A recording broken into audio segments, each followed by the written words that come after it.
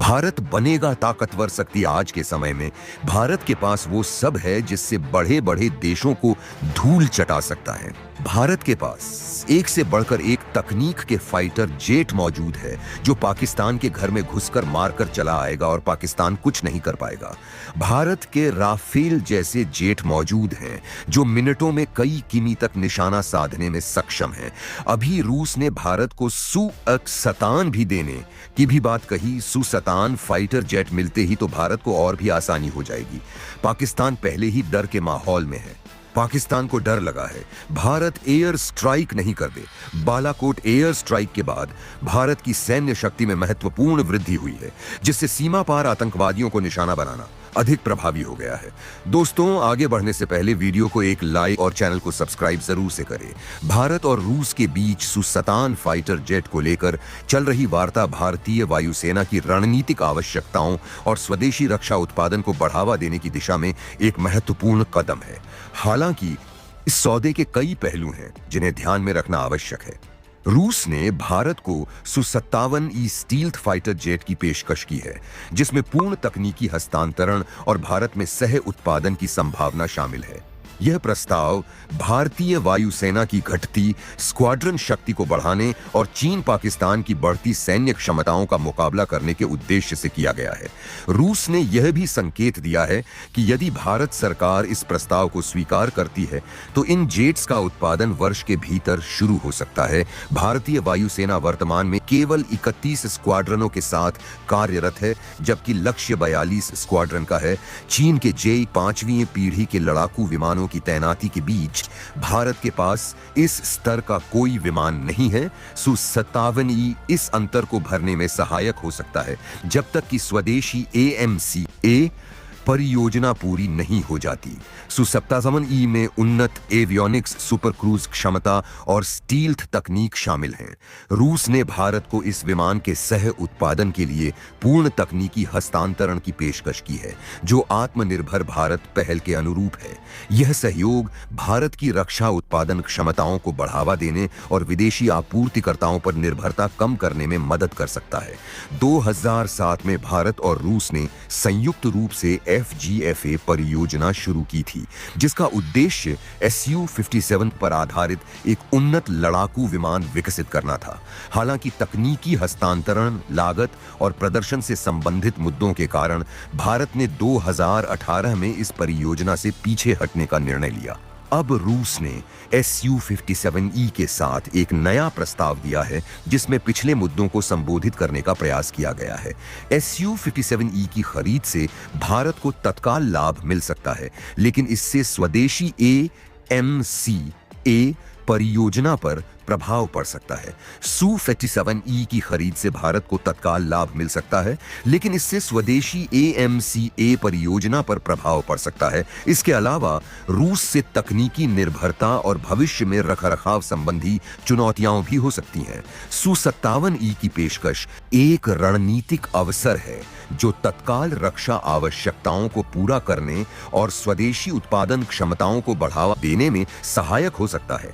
हालांकि इस निर्णय को लेते समय दीर्घकालिक स्वदेशी विकास, रणनीतिक स्वायत्तता और तकनीकी निर्भरता जैसे पहलुओं पर विचार करना आवश्यक है।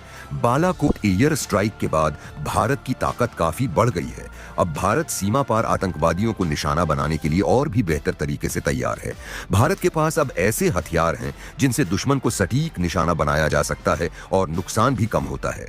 भारत की सेना के पास पी और ब्रह्मोस जैसी लंबी दूरी की मिसाइलें, loitering munition, air defence system जैसे आधुनिक हथियार हैं। पाकिस्तान की सैन्य हवाई गतिविधियां कम हो गई हैं। उनके नेता डर हुए हैं कि भारत कभी भी हमला कर सकता है। 2019 के मुकाबले भारत के पास अब हमला करने, दबाव बनाने और बचाव करने के लिए कई विकल्प हैं और ये सब कम खतरे और ज्यादा सटीकता के साथ किए जा सकते हैं। भारत अब credible options to strike, suppress and defend रखता है। इसका मतलब है कि भारत के पास हमला करने, दबाने और बचाव बचाव करने के लिए विश्वसनीय विकल्प हैं। भारत के मिराज विमानों को LOC पार करके स्पेस 2000 बम गिराने पड़ते थे। इससे उन्हें दुश्मन के हवाई हमलों का खतरा होता था। पायलट के पकड़े जाने का भी डर था, जैसा कि अभिनंदन के मामले में हुआ था SKALP मिसाइल राफेल विमान से, की रेंज 300 किलोमीटर से ज्यादा है। यह एकदम सटीक निशाना लगाती है और जमीन के करीब उड़ सकती है। इसे भारतीय सीमा में रहकर ही लॉन्च किया जा सकता है और बहावलपुर या मुरीदके में बैठे आतंकियों के हेडक्वार्टर को भी निशाना बनाया जा सकता है। यह बहुत तेज गति से हमला करती है। इसे पाकिस्तान की सीमा में घुसे बिना ही दुश्मन के एयरबेस या कैंपों को निशाना बनाया जा सकता है। LOC के पास छिपे दुश्मनों को निशाना बनाने के लिए पहले सिर्फ कुछ ही तरीके थे, या तो सैनिक जाते थे या फिर तोपों से हमला किया जाता था। TASL यह सीधे ऊपर की ओर उड़ती है और फिर एक विमान की तरह उड़ने लगती है। यह 50 किलोमीटर तक जा सकती है और दुश्मन के लॉन्च पैड या चौकियों पर एकदम सटीक हमला कर सकती है। नागास्त्र और दूसरे ड्रोन भी हैं। इन्हें गलवान घाटी की घटना के बाद खरीदा गया था। ये जल्दी, सटीक और कम खर्चे में सीमा के पास मिशन को पूरा कर सकते हैं। ये उन मिशन के लिए बहुत अच्छे हैं जिनमें समय कम होता है या जिन्हें गुप्त तरीके से करना होता है ताकि लड़ाई बढ़ने का खतरा कम हो। कि 9 वज्र होवित्जर तोपें भी हैं। ये अपने आप चल सकती हैं और इन्हें जल्दी से तैनात किया जा सकता है। ये LOC के उस पार से हो रही गोलीबारी को रोकने में मदद करती हैं, जो घुसपैठ या आतंकियों की मदद करती है। इससे भारत बिना हवाई ताकत का इस्तेमाल किए भी दुश्मन को मुंह तोड़ जवाब दे सकता है। पहले भारत के पास अपनी हवाई सुरक्षा के लिए Su-30 MKI विमान और कुछ base level air defence system थे, लेकिन ये पाकिस्तान के F-6 मिसाइलों का मुकाबला करने में कमजोर थे। अब भारत के पास मीटियोर मिसाइलें राफेल विमान पर हैं। इनकी मारक क्षमता पाकिस्तान से कहीं ज्यादा है। S-400 एयर डिफेंस सिस्टम भी है। इसकी रेंज 400 किलोमीटर से ज्यादा है। यह पाकिस्तानी और लड़ाकू विमानों को भी निशाना बना सकता है, भले ही वे अपनी सीमा में ही क्यों न उड़ रहे हों। अब भारत के पास न सिर्फ हमला करने की ताकत है, बल्कि दुश्मन के किसी भी हमले को नाकाम करने की भी ताकत है। भारत को रूस से Su-57 अत्याधुनिक 5वीं पीढ़ी के स्टील्थ फाइटर जेट की प्राप्ति एक अत्यंत महत्वपूर्ण सामरिक और तकनीकी छलांग मानी जाएगी।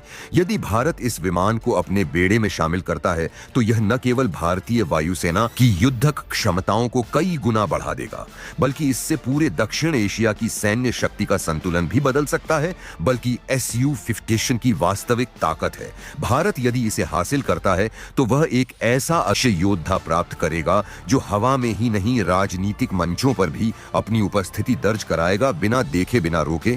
Su-57, जिसे पहले PAKFA के नाम से जाना जाता था, रूस की ओर से विकसित किया गया पहला 5वीं पीढ़ी का स्टील्थ फाइटर है। यह विमान हवा से हवा में, हवा से जमीन पर और इलेक्ट्रॉनिक वॉरफेयर के मिशन में अत्यधिक सक्षम है। भारतीय वायुसेना के पास फिलहाल Su-30 MKI मिराज 2000, राफाल और कुछ MiG-29 जैसे चौथी पीढ़ी के फाइटर जेट हैं। हालांकि ये शक्तिशाली हैं, लेकिन 5वीं पीढ़ी की तकनीक की अनुपस्थिति एक रणनीतिक कमजोरी है। दोस्तों, वीडियो को यही एंड करते हैं। मिलते हैं नेक्स्ट वीडियो में। तब तक चैनल को सब्सक्राइब जरूर से करें ताकि आप तक अगली खबर पहुंच सके।